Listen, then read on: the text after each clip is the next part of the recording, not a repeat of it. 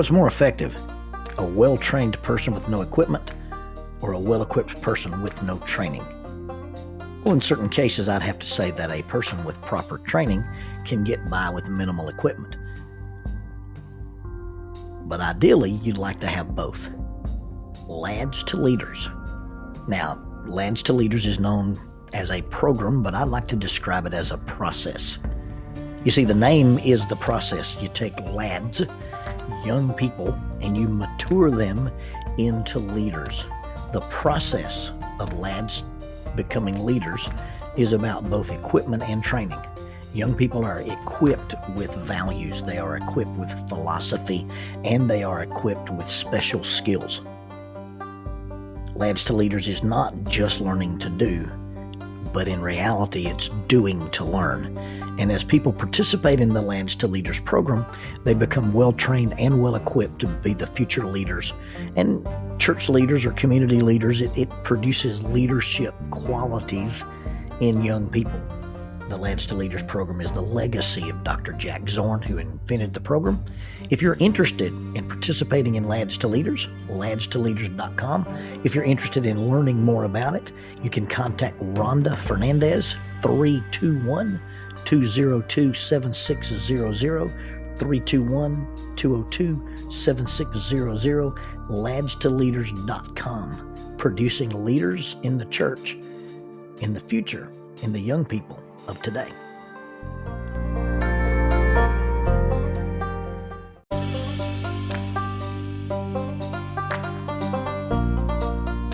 Keeping Up with Jones, the Lonnie Jones podcast adventure, is sponsored by SJ&L General Contractors. SJ&L General Contractors is licensed in both Alabama and Tennessee. This family-owned business provides mass grading, storm drainage, sewer and concrete improvement, asphalt paving, erosion control, demolition, and heavy hauling. If you're in need of any of these services, you can contact them at 931-433-4660. That is 931-433-4660. If you'd like to be employed by this family-owned company, 3 W's and a dot, sjnl.com, www.sjnl.com. When I show up to help, and I will show up to help. If you ask me to be involved in your moving project or this thing you're doing in the tree in the backyard or this thing that you're doing that involves lifting or hauling some equipment or putting something in place, I'll show up with a rope. Now, when I show up with a rope and you ask me, why did you bring a rope? I will answer with a favorite line from a movie you should not see, but I'll answer, well, Charlie Bronson always has a rope. The reason I do that is in this movie that you should not see, involves these two would-be vigilante Irish assassins, and they get access to an equipment room, an armament room. And there's ARs and Uzis and MP5s and Gatling guns and rocket launchers and all these exotic weapons. But one of the guys bypasses all the weapons and gets this large coil of black assault rope. And his partner says, "What do you need a rope for?" And he answers in that Irish brogue, "Well, Charlie Bronson always has a rope." And so if you ask me why I brought a rope, I will say, well, Charlie Bronson always has a rope, and it's an inside joke. And when I say inside, it's just inside my head that it's funny. And I wished I'd had a rope on this occasion. I knew I was in trouble when the second guy said, "Have a beer. That's how she's paying us." The she in question was a middle-aged lady wearing a red neck kerchief, holding a small white dog that had red ribbons in its ears and red toenails, and its name was Bama. And she was indeed paying the gentleman in beer. Roll Tide. We were living in the Laurelwood apartments. Jackie and I had just moved to town in 1986. And this neighbor lady had asked for some help. And she said, "I just need you to help move this refrigerator." And I had agreed to help. And I arrived at the appointed place to find, I'm not sure if it was Cheech and Chong, Dumb and Dumber, or Brain Dead in Coma, but I found these two guys already wrestling with a large, double-sided, two-door refrigerator. And when I say large, I mean the largest one I'd ever seen. And indeed, the neighbor lady was actually paying them in liquefiable assets. Needless to say, on this occasion, I would be working for free. The mistake the neighbor lady had made was that she'd paid the guys in advance, and they were well into cashing their second six-pack. A large fridge is no fun to move under the best of circumstances. And the task before us involved a long and narrow set of steps, and then getting the fridge into a big van, maybe the word panel truck or modified ice cream truck would give you a better picture. My impaired associates were not in very good shape. And when I mean not in very good shape, I don't mean that they weren't just out of shape. Emaciated would be the word. Okay, prisoner of war should come to mind. If one guy turned sideways, stuck his tongue out, he'd look like a zipper. The other guy, if he wore a red tie, would look like a thermometer. I mean, these guys were no match for this fridge. And I remember actually looking at them thinking, hey, this fridge has two doors. I could lay it on his back and put both these guys in it and bury them. They would fit. I had the idea somewhere that these guys were so inept that they couldn't pick cotton if they were made out of Velcro. And as they began to talk about how we were going to bypass these stairs, that's when one of them decided, hey, let's just let the thing slide down the hill and into the truck. Now, I personally did not think this was going to work, but I guess that's the problem. If you're being paid in beer, you're not being paid to think. Somewhere on the slopes of Montesano Mountain, was a carefully camouflaged coyote watching us through a large pair of Acme binoculars and laughing at himself. If Wile E. Coyote laughs at you, you're making a bad plan. Cheech got below Chong. So Chong's above, holding on to the back handle of the dolly. Cheech is below the fridge, going to support the bottom side of it. And to my amazement, they aimed it at the truck. You know, it's not just, hey, let's get in we're going to aim this thing at the truck. At some point, the person on the bottom of this thing is probably going to discover the coefficient of friction, mass, velocity, slope, gravity, inertia, and Blue Cross Blue Shield, imminent demise. I wouldn't take this approach or try this plan without a rope, and I wouldn't do this with two sober guys. But at this point, I've been relegated to just watching. One wheel rotation, one step over the edge where gravity actually grabs you is all that it took. Chong lost his footing. He slipped and fell and let go of the fridge. The fridge fell on its back, and the dolly became a sled. Cheech, at the bottom, at the base of the fridge, fought valiantly to control the descent. The toes of his Chuck Taylor sneakers, the flat-bottom sneakers with no grip, the toes of his sneakers made two perfect furrows as he was pushed down the hill by the fridge, the bulldozer, whatever you want to call it. And luckily, he missed the truck. Had he not missed the truck, his head would have popped off like the cork of a champagne bottle. You know, I never really thought you'd see a fridge bounce, but I've seen it. Now, I guess we could talk about alcohol. You know, the simple thing when you talk about alcohol is that it raises your confidence level while at the same time lowering your actual ability to do. And everybody who listens to this will probably agree that it's not something you mix with certain circumstances. You don't mix it with boats. You don't mix it with firearms.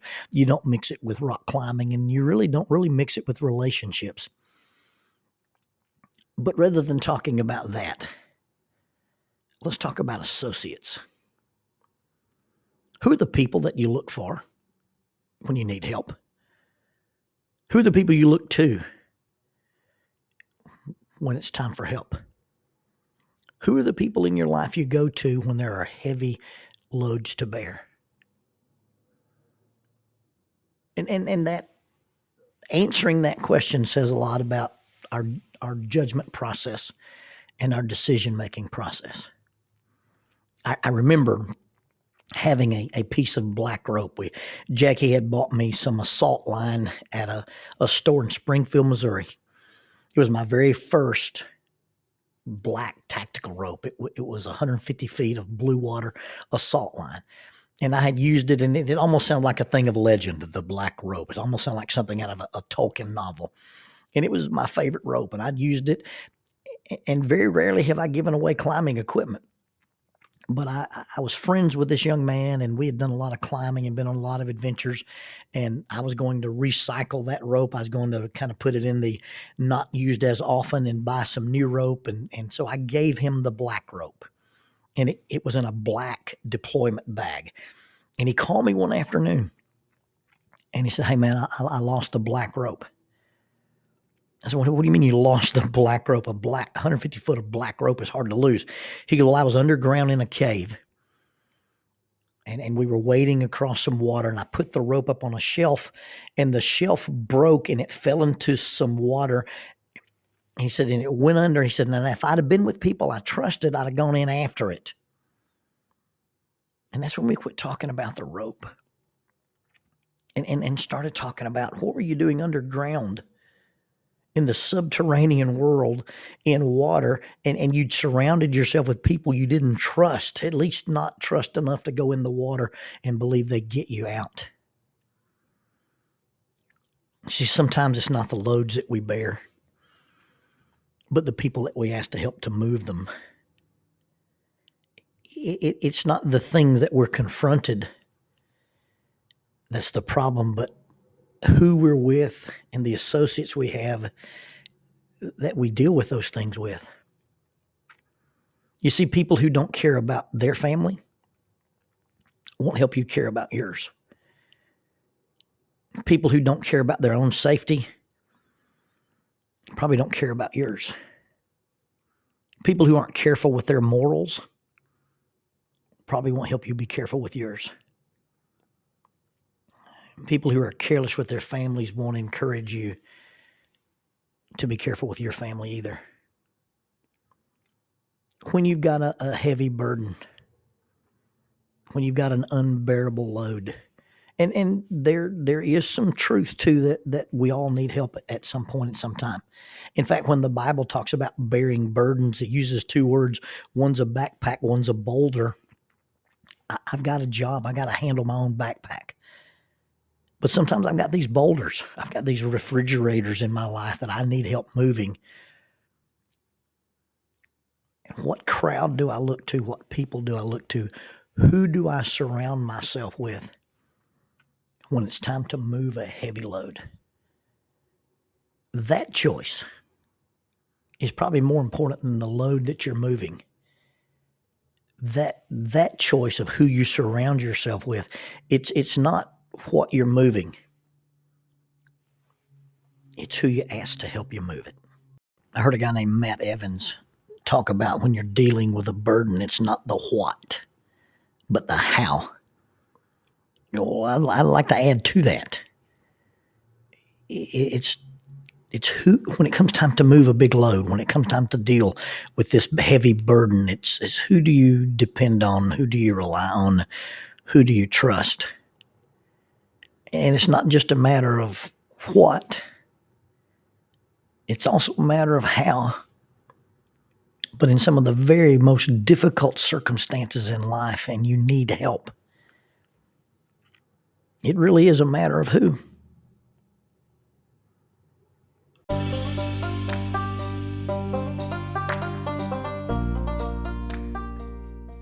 Keeping Up with Jones, the Lonnie Jones podcast adventure, is sponsored by us. What? We sponsor ourselves? Is that even legal?